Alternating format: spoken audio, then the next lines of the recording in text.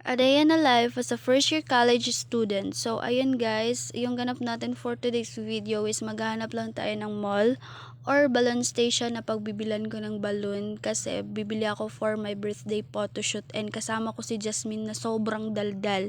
Wala nang ibang ginawa dito sa video na to kundi puro dada ng dada lang day. So, yun na nga guys, nakahanap kami kanina ng balloon station pero hindi ko siya na videohan kasi bawal daw yung cellphone. Actually, pwede naman yung cellphone pero bawal mag-video sa loob kasi hindi ko alam. Sobrang arte lang siguro ng may-ari. So, ayan, sabi ko kay Jasmine na mag-hi or mag-hello ka naman sa video, hindi yung puro dada lang siya, bi. Nga guys, papunta kami sa balloon station na alam ko kung saan ako dati bumili ng balloon nung nag-18th birthday ata ako nung dibu ko. Wow, nagdibu si ate mo.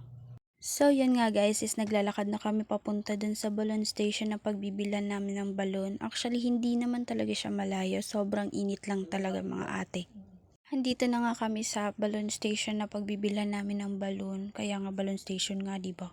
So, ang sarap palang tumambay dito kasi sobrang lakas ng aircon. Pasok ko pala dito guys sa balloon station is sinanap ko agad yung numbers na balloons. Kasi nga naghanap ako ng number 2 and 1 kasi nga magta 21 na ako this year. So, ayan guys, kanina pala nung pinuntahan naming mga mall at balloon station is wala ng number 2. Mostly kasi kanina nang nakita namin sa ibang mall at balloon station, 1 and 3 and 4 and 5 na lang talaga yung mga nandoon na balloon na numbers and the rest is halos mga letters na lahat. So yun nga guys, is nahanap ko na yung balloon na gusto kong bilhin pero ito si ate yung mukhang may hinahanap pa na ibang kung ano-ano kaya nagtitingin pa dyan.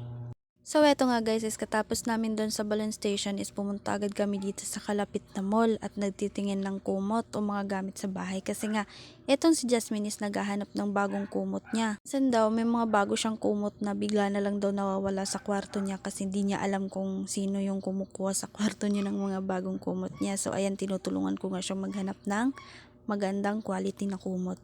Alam nyo ba guys, kapag ito si Jasmine yung nakakasama ko mamasyal dito sa mall, sa sobrang kulit namin kung saan-saan na lang kami nagsusuot, kahit naman wala kaming perang pambili dito, nag-iikot-ikot pa rin. So yun nga guys, nandito kami sa mga laruan ng mga bata kasi bibili daw si Jasmine ng laruan para sa pamangkin niya kasi hindi niya daw nabigyan nung Pasko.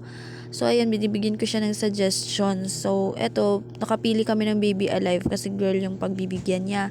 Kaso lang guys, ayoko talaga sa mga baby dolls or Baby Alive kasi nga may issue ako sa mga ganito, mga dolls or mga Baby Alive. Huy, pati pa naman mga dolls may issue si ate nyo. As a content creator, lulukohin natin yung sarili natin na bibili tayo ng item dito pero wala naman talagang perang pambili. Alam niyo ba guys, syempre hindi niyo pa alam kasi sasabihin ko pa lang. Pangarap namin ng magkakaibigan na bumili ng mga pang-girling bag kasi nga hindi bagay sa uniform namin yung mga backpack na bag. So yun, yung gusto namin is yung mga sling bag, mga shoulder bag, gano'n. Kasi nga tourism yung course namin, hindi siya bagay sa mga backpack and sa uniform namin. Kasi nga, sobrang arte namin. Huy, eme. So yun lang guys, ingat kayo palagi. God bless you all. Mwah, subscribe!